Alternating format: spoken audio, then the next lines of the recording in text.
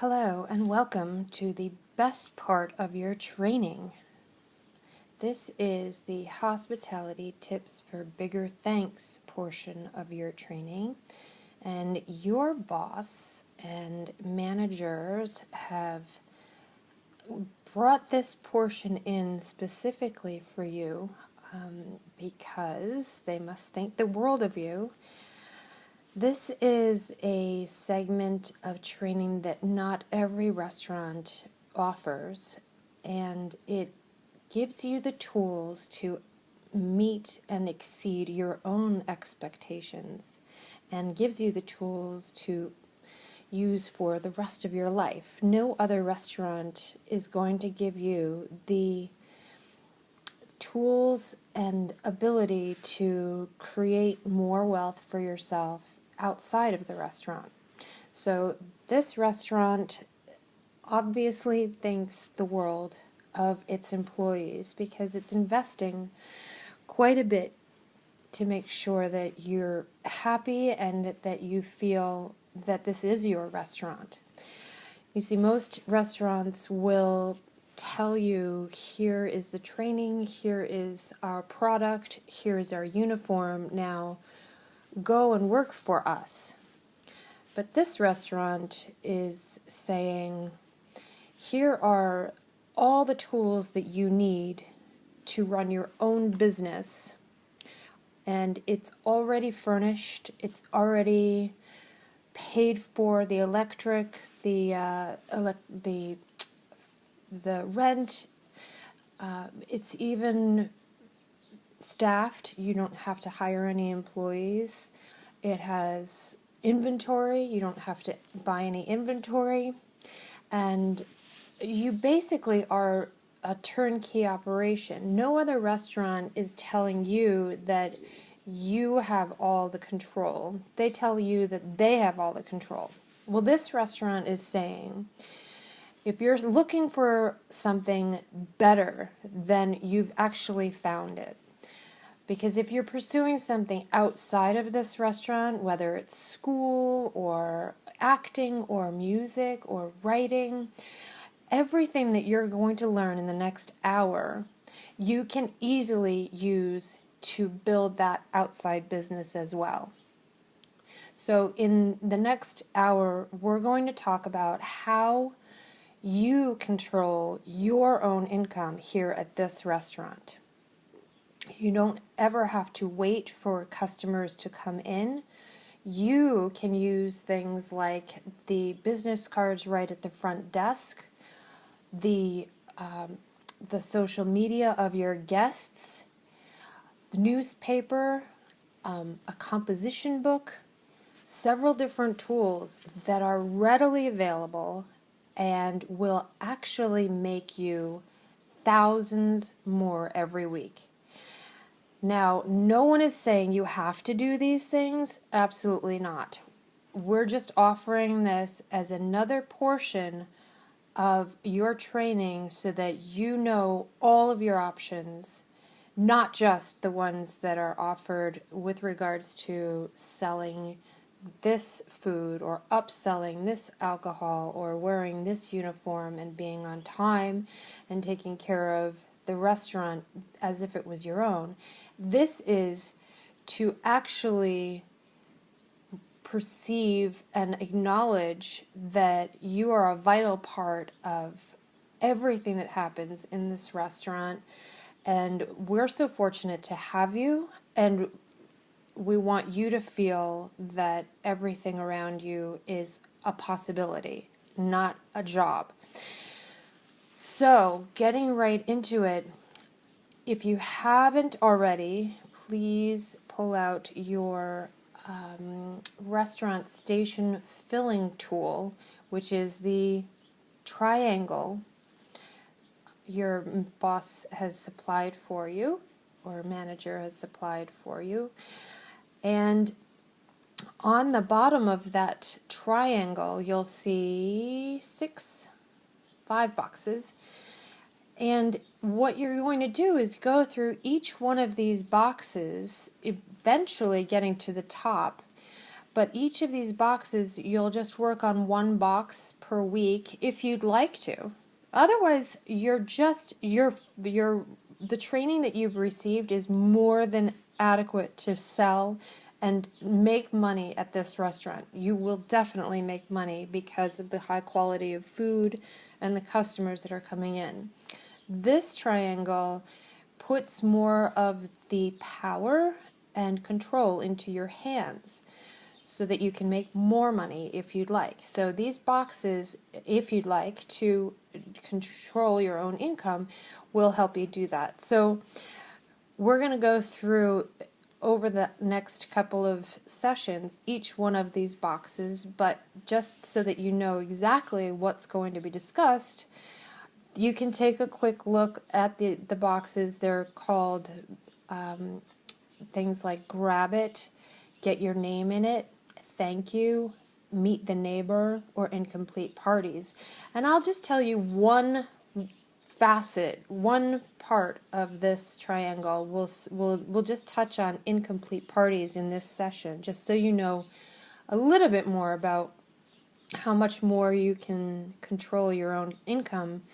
And no other restaurant will tell you this, but when you see an incomplete party, no other restaurant will tell you to take advantage of that situation for your own information. This restaurant is helping you understand that when you see an incomplete party, it actually gives you the opportunity to ask the seated guest who is coming in. So you can walk up to the seated guest and say, "Oh, I'd love to greet your guest personally at the front door if I can. What is their name?" So once you get their name, say it's Dave. Say Bob is waiting for Dave. So Bob is going to tell you, "Oh, his name is Dave." If you get a chance to meet him at the front door, beautiful. But if not, it's not a big deal anyway because the restaurant is busy. You already said to Bob, if you can meet him at the front door, you'd like to. So there's no contract saying that you are definitely going to. If he's the only table and you have an opportunity to be at the front door to greet Dave, then it's in your best interest to do so. And opening the door and saying, "Hi, are you Dave?" is going to make such an impact on that guest. You won't even believe it. But more than that, it gives you the ability and license to use Dave's name throughout the rest of the rest of the dinner or the afternoon or the lunch with them. So you can go in and check on him. Using Dave's name will also open the door for him to actually ask you for your name if he didn't know it already, and actually listen to your name and want to remember your name and feel like he's got somebody that cares about him when he comes back. And for sure he's going to be coming back because he's now known by somebody. Most restaurants, you're going to experience the server saying their name, but no one actually knows the guest's name. Now, so you've just taken an incomplete party and just that one instance, just that one incomplete party, you've changed the dynamic altogether. You're not just a server. You're now master of ceremonies or host. And you want to do this every chance that you get because it gives you more power, more credibility, more of a position at the table. And that's all you ever want to do. The more you do that, the more you're going to have very, very thankful customers who are anxious to come back to you.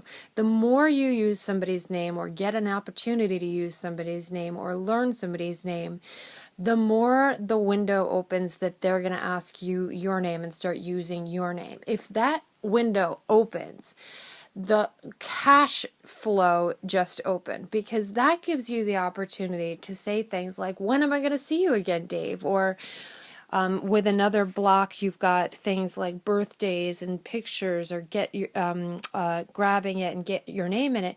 These all open up these different ways of communication and engaging your customer, so that you can ask them things like, whose birthday is next, or who's coming into town that I can impress. That kind of conversation cannot happen when you're asking, would you like sparkling or flat water?